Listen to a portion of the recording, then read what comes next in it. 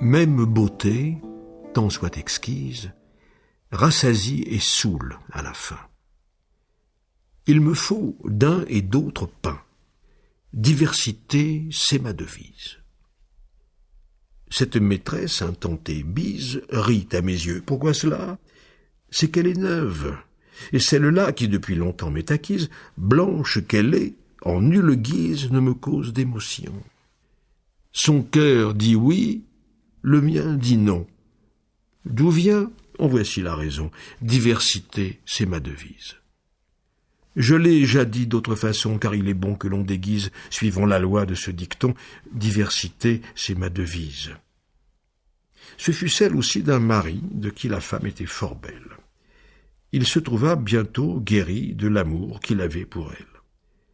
L'hymen et la possession éteignirent sa passion. Un sien valet avait pour femme un petit bec assez mignon. Le maître, étant bon compagnon, eut bientôt empaumé la dame. Cela ne plut pas au valet, qui, les ayant pris sur le fait, vendiqua son bien de couchette à sa moitié, chanta goguette, l'appela tout net et tout franc. Bien sot de faire un bruit si grand pour une chose si commune. Dieu nous garde de plus grande fortune. Il fit à son maître un sermon. « Monsieur, dit-il, chacun la sienne, ce n'est pas trop, Dieu et raison vous recommandent cette antienne. Direz-vous, je suis sans chrétienne? Vous en avez à la maison une qui vaut 100 fois la mienne. Ne prenez donc pas tant de peine, si pour ma femme trop d'honneur, il ne lui faut si gros monsieur. Tenons-nous chacun à la nôtre. N'allez point à l'eau chez un autre, ayant plein puits de ses douceurs.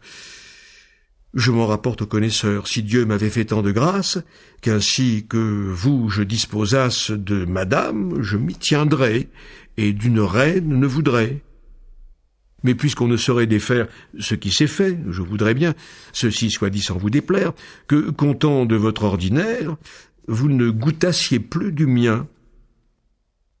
Le patron ne voulut lui dire ni oui ni non sur ce discours, et commanda que tous les jours on mit au repas, près du sire, un pâté d'anguille.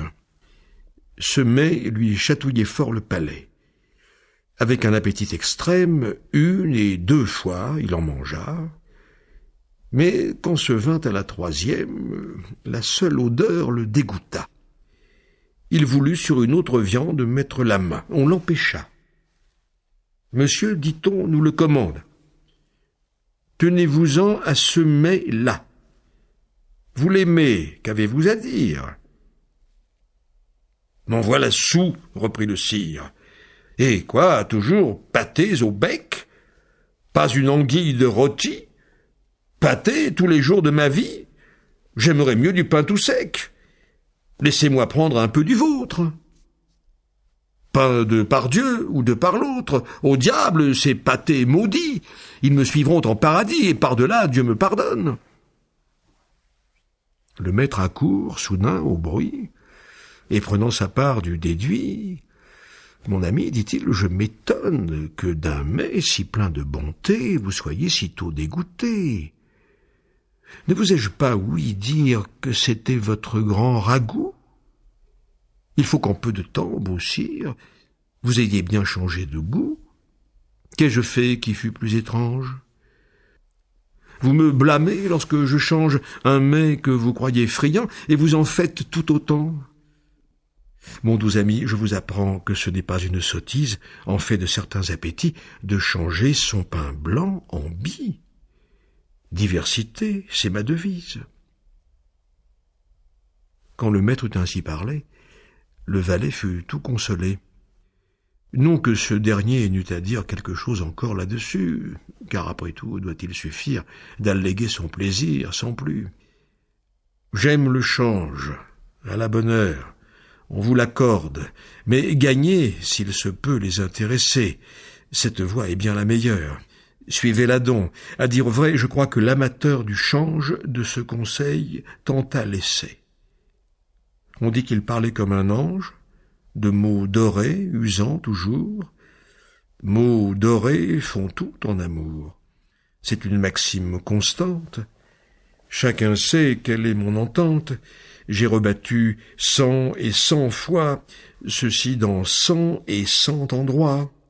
Mais la chose est si nécessaire que je ne puis jamais m'en taire, et redirai jusqu'aux obus, mots dorés en amour font tout. Il persuade la donzelle, son petit chien, sa demoiselle, son époux quelquefois aussi. C'est le seul qu'il fallait ici persuader. Il n'avait l'âme sourde à cette éloquence, et dame, les orateurs du temps jadis n'en ont de tels en leurs écrits. Notre jaloux devint commode. Même on dit qu'il suivit la mode de son maître et toujours depuis changea d'objet en ses déduits. Il n'était bruit que d'aventure, du chrétien et de créature. Les plus nouvelles, sans manquer, étaient pour lui les plus gentilles. Par où le drôle en put croquer, il en croqua, femmes et filles, nymphes, grisettes, ce qu'il put. Toutes étaient de bonne prise, et sur ce point, tant qu'il vécut, diversité fut sa devise.